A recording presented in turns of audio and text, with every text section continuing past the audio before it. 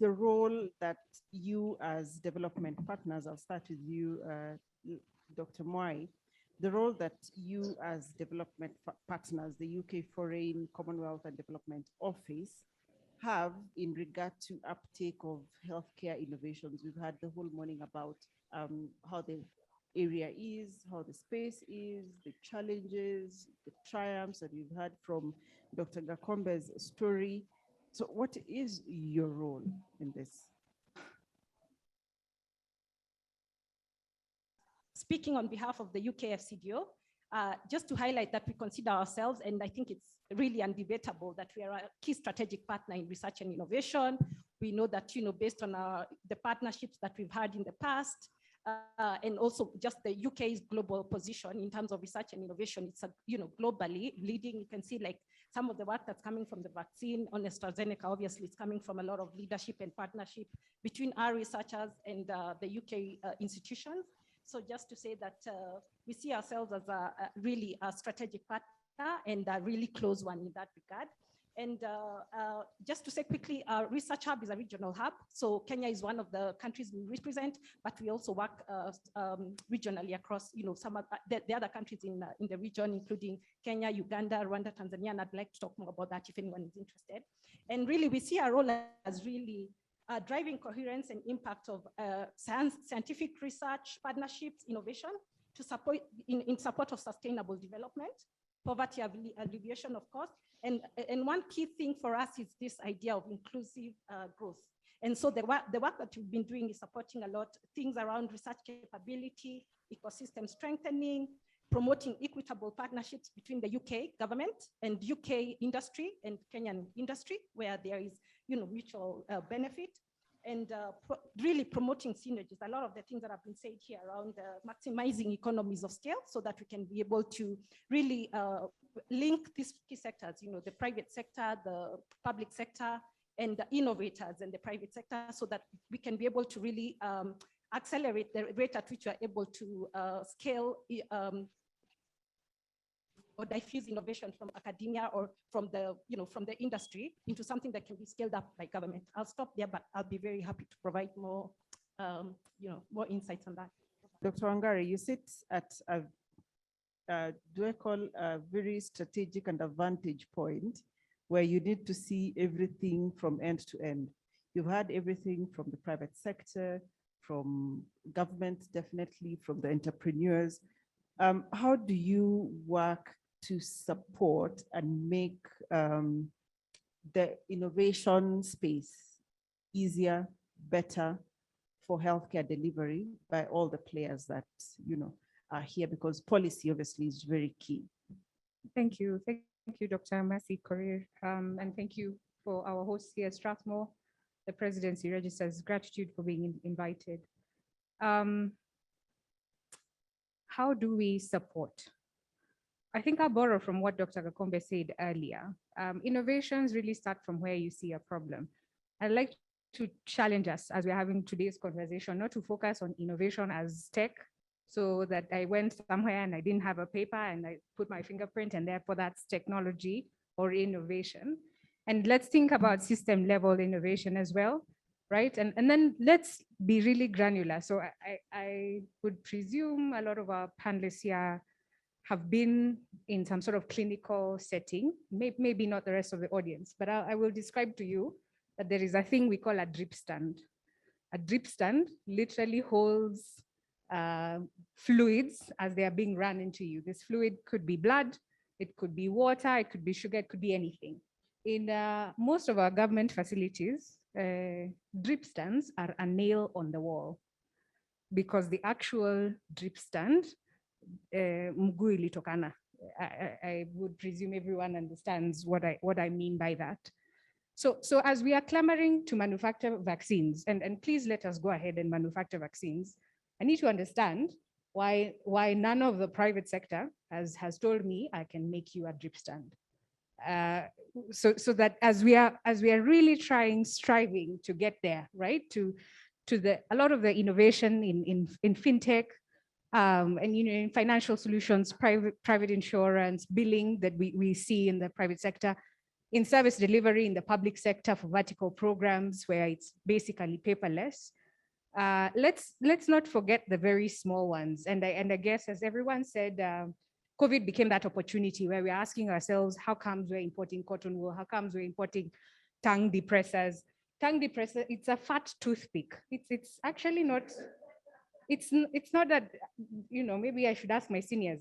I'm not oversimplifying this. It is a fat toothpick.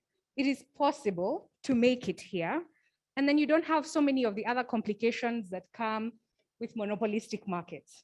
I need us to get into the vaccine space. Why? Because we've seen where, how we would basically get stuck, which is where we are. Only 2% of Africa is vaccinated, 70% of the global north would be. So yes, we need to be in that space where we make injectables, where we make vaccines, where we make insulin, where we make anti-cancer medications. I completely agree.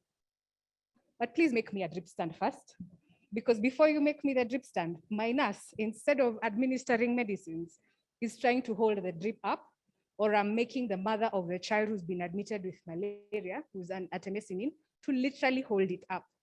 And for those of you who have worked in public hospitals, you have literally witnessed this. It is wrong, it is immoral, it is a problem that none of you are interested in solving, because I don't know, it's not sexy enough, or making me a fat toothpick called a tongue depressor. Let's start at the very, very basic. And then let's think about system level innovations. And Mr. Macharia, head of our PPP unit, kind of alluded to it when he was making his presentation. We start with a particular approach for UHC. We waive user fees and we say, everybody come. And for some reason, the calculations at the time, the institutional arrangements at the time, that was the best approach. And then we pivot and we say we want to go the NHIF way. What does everyone say? We're confused. That is not innovation. When we pivot, we are expected to have known from 1963 the way, right? So when government innovates, also appreciate. Don't always be too critical that a change has come. I'd actually like to challenge our private health insurances. I'm not sure that any of you is as innovative as NHIF. NHIF consistently is a front runner in provider payment mechanisms, right? In the number of people that it is able to serve with challenges, admittedly. However, consistently from the year 2015, when premiums went up, provider payment mechanisms, capitation, the word capitation was unknown until NHIF introduced it. The word rebate was unknown until NHIF introduced it. So let's give credit where credit is due. But also, as we said earlier, let's probably spend a lot more of our energies employing our targets where we are stronger, as opposed to bringing each other, almost in tension. When I am sitting where I am sitting today, I'm still Kenyan. My ID number is 2467. I am Kenyan. I am not a foreigner. And I'm sitting here today, and tomorrow I could be sitting here where Frank is sitting, and Frank could be sitting here. So he's not my competition or my enemy. In fact, I could not have a better partner. I don't know if I answered your question, Mercy, but I have said what I came to say, that I want a drip stand and I want a fat toothpick. I think the take-home message is that we go granular to the very basic, to the fat toothpick, as you call it. I really like how you put this, and two things that have really come from your discussion is the level of granularity, that needs to be there, and the fact that we need to take a cooperation rather than competition approach to solving our problems. Now, let's talk granular. Jackson, I happen to know a little bit about some of the amazing work that you've been involved in, trying to translate innovative thinking into an actual partnership across Kenya. Actually, I know you are working across different countries as CHAI, but just Kenya specifically, where I think you've had a lot of involvement. Again, just introduce yourself and just tell us about what you're doing and the experience of trying to translate all this partnership discussion into the government, public sector, specifically counties on the ground, taking up this innovation? I work with CHAI, Clinton Health Access Initiative. Some of you might know of it. Jack Imani is my name, and we work across many different areas. CHAI has been in Kenya since the year 2005. And so not too long ago, but we measure ourselves in terms of the impact during that time.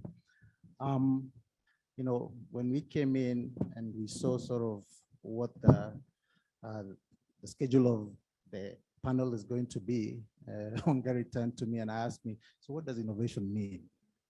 And I told her, it just means the same thing as UHC. You ask 10 people what UHC means, you get 10 different definitions of this. I do really appreciate how Hungary has brought this back to the basics, because I think by default, most of us, when they hear innovation, they move to tech. And yet we are operating in an environment where basics are still a challenge. We're still grappling with things that in some other countries, you know, that was a 1930, 1940 problem. And there's nothing wrong with the advancements that we are seeing happen today. So this is not an either or, it's both and. CHAI's origins was actually in an innovation in terms of approach. When we came into the scene, we came in with an approach towards procurement of ARVs. At the time we were talking about 2003, 2004, most governments had very limited budgets for procurement of ARVs. So the nature of the environment, the ecosystem at that time was low volumes, very high margins for the pharma companies, and then erratic payments from government to pharma. And all we did was look at how could we improve that, not necessarily throw money at it. In fact, we didn't even put a single cent into it. And all we did was organize the market, shape the market in a way that it could be optimal. So by speaking to various governments within a region, we could aggregate demand. So as you're talking to a pharma company, you're not coming in with 1 million doses. Now you're probably coming in with 10 million doses. So your purchasing power is enhanced, and you can get, you know, concessions in terms of pricing. Then we just stood as guarantors that if government fails to pay on time, we will pay, and then we follow up with government. So whatever premiums you're putting on in terms of risk of default and such, get rid of that. Simple approach, sounds rather intuitive today. And just by doing that, we were able to bring down the pricing of ARVs by 70%. Just that. We didn't raise money, millions of dollars to put into this. I mean, that's innovation. That's what we're discussing about. Closer to the recent times, and I think this is what you're alluding to, Frank.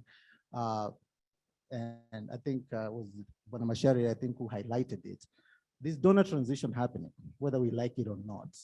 And if you're not prepared, you'll be caught flat-footed as a county, as a government, because the day will come and you realize, well, USAID is no longer here, or they're no longer funding the programs that you're used to. And unfortunately, the posture you'll find a lot in government is, we'll believe it when it happens. And I don't blame government, because, you know, there's been attempts in the past where the timeline has been postponed. Now, in thinking about what innovative financing mechanisms exist that government can still tap into, and I do really appreciate the work that was done to develop the PPC, the Kenya Health PPC strategy, because, and I encourage those, I think there are booklets, Bonamashari, are available for that PPC strategy, because it does spell out their digital, in fact, even better, yes, we don't want to kill trees, digital. It spells out pathways that as a government, as a county government, as a private sector, you can leverage in engaging between you as a private partner and the government, those entities being able to come together.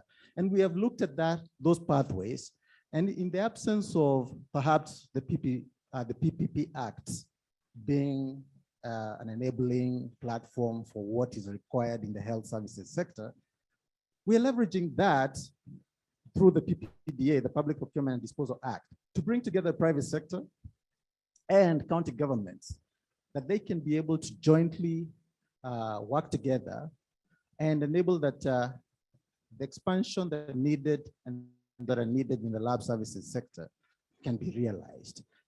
Most of you will agree, within a hospital environment, lab services are some of the most lucrative services you will find.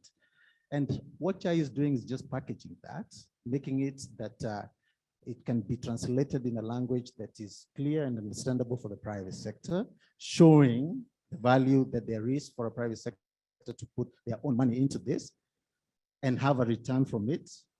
And a return that is reasonable. We're not talking about exploitative returns here, reasonable within market rates. But then for the government, the county governments, on the other hand, can realize the objective of service delivery. Because we all agree those services are not the level they need to be at. We can wait for the next 10, 15, 20 years when we can raise the monies from public coffers to do that. And in that time duration, be able to live with a cost that is commensurate with that. Or we figure out approaches that bring the timeline up, that we can address these issues in a way that everybody goes home happy. And that's part of what we've been engaging with the county governments. So it's just as I wind up, there's a challenge also of the mindset shift, the paradigm shift in thinking about this. Because when people see, for instance, a CHAI show up, they expect grants, donations. And when you come in with an approach that is veering off the traditional way of doing things, it takes some time to explain, to convince, to show the value that even in the absence of the grants that you've been used to, there's actually something better here that could be more sustainable, that if CHAI wakes up tomorrow and decides they don't want to be here, you're not left high and dry. You still have something that you can be able to bank on.